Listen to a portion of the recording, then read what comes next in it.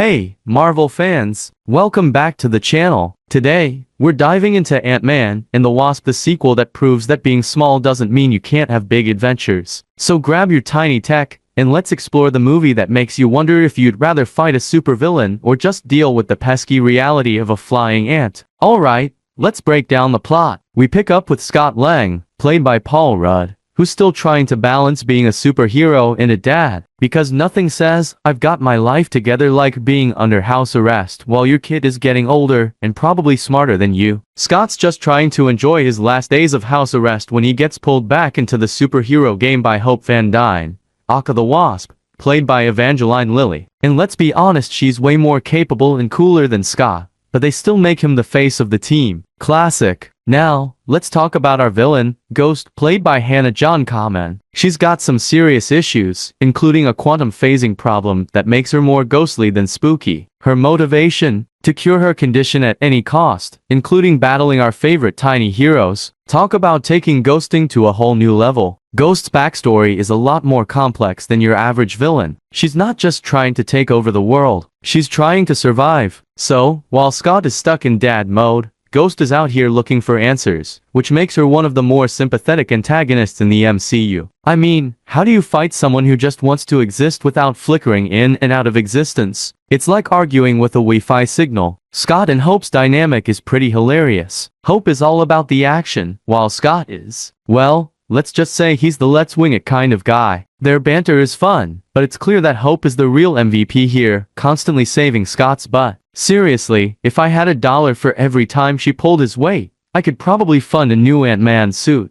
And can we talk about the suit upgrades? The Wasp's suit is sleek, stylish, and comes with wings and blasters. Meanwhile, Scott's suit is just like, hey, I can shrink and grow. It's like the difference between a high-end sports car and a reliable minivan. But hey, minivans can fit a lot of snacks, so there's that. The comedy in this film is on point. From Scott's ridiculous attempts to keep his superhero life secret from his daughter to the hilarious moments with the supporting cast like Michael P. as Luis, who is still the best storyteller in the MCU. His recap of events is pure gold, and you have to love the guy for being the ultimate sidekick. And then there's the comedic element of size-changing tech, which leads to some of the best gags in the movie. Watching cars shrink and grow like they're playing hide and seek is pure cinematic joy. It's like a toy commercial come to life. Who doesn't want to see a giant Hello Kitty Pez dispenser wreak havoc in the streets? The action scenes are a blast. From car chases that look like they're out of a cartoon to epic battles in a suitcase, it's a wild ride. The creativity of using size as a weapon is brilliant. Watching Ant-Man go big, then small, then big again in a matter of seconds is a choreography lesson in chaos. And let's talk about the finale. The climax revolves around some serious quantum shenanigans. There's a lab, a fight for a quantum realm, and a whole lot of confusion. It's like trying to explain a plot twist in a Christopher Nolan movie while riding a roller coaster. Now, let's dive into the Easter eggs. First up, the mention of the quantum realm, which is going to be super important in future MCU films. It's like Marvel is planting seeds for the next big thing while making us giggle at shrinking cars. Also, we get a sweet cameo from a certain character that hints at future adventures because of course, they're never done with us.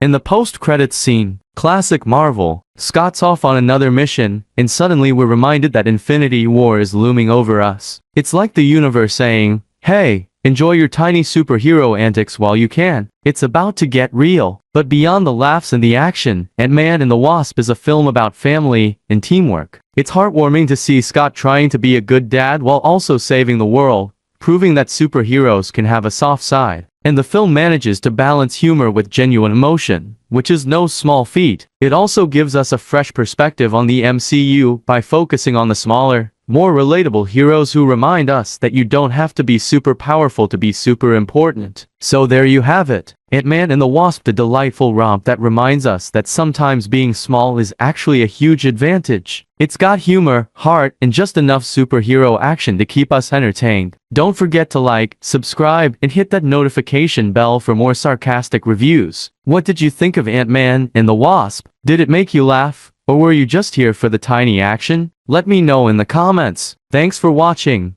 And remember, when life gets tough, just think about how small your problems are unless you're a villain in the quantum realm.